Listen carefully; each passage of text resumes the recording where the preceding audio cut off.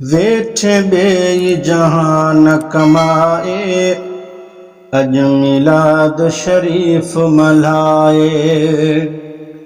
वेठे बेई जहान कमाए, अज मिलाद शरीफ मल्हाए। ओ मिलाद मल्हाइण वारा यार मुबारक थई, तोखे हथड़न सां पाराया ही हार मुबारक थई। तोखे हथड़न सां पाराया ही हार मुबारक थई। दाणो दाणो तुंहिंजो क़बूला, बस पको ईमान हुजई। तुंहिंजे कखड़न मंझि करम जो पियो ककरड़ो हाणे वसई। दाणो दाणो तुंहिंजो क़बूला, बस पको ईमान हुजई। तुंहिंजे कखड़न मंझि करम जो पियो ककरड़ो हाणे वसई। तुंहिंजी महफ़िल में आया,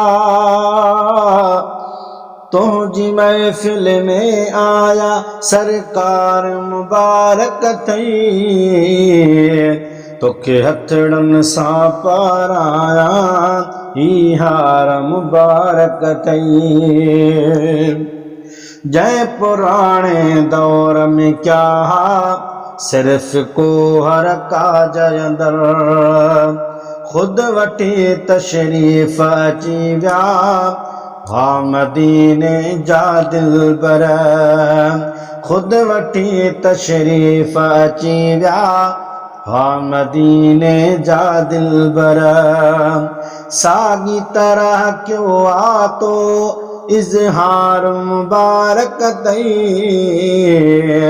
तोखे हथड़न सां पाराया ही हार मुबारक थई। दिल रुबा जी आमद थी पुट ॼणा हर माउ मिठी। सभई अमड़ियूं मुरकी वेठियूं हीअ मेहरबानी जो ॾिठी। ओ दिल रुबा जी आमद थी पुट ॼणा हर माउ मिठी।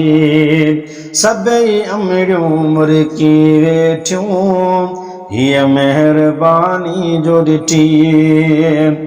थियो बानी असांजे इहो आधार मुबारक थई।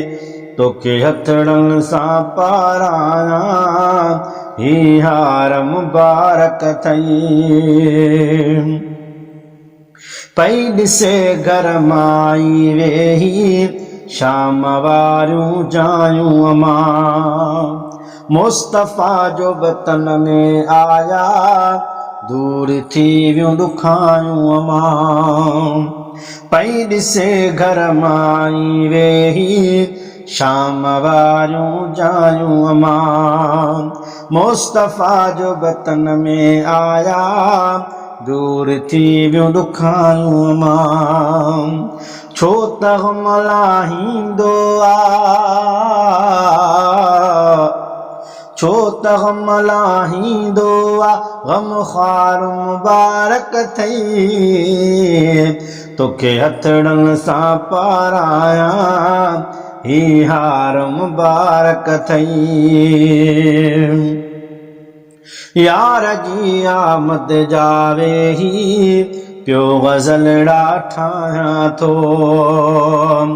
जहिड़ो मुंहिंजो हाल नवाज़ण गुण संदन ही ॻायां थो। नवाज़ण गुण संदन ही ॻायां थो। लफ़्ज़ तुंहिंजा क़बूल थिया लेखार मुबारक थई। तोखे हथड़न सां पाराया ही हार मुबारक थई। तोखे हथड़न सां पाराया ही हार मुबारक थई।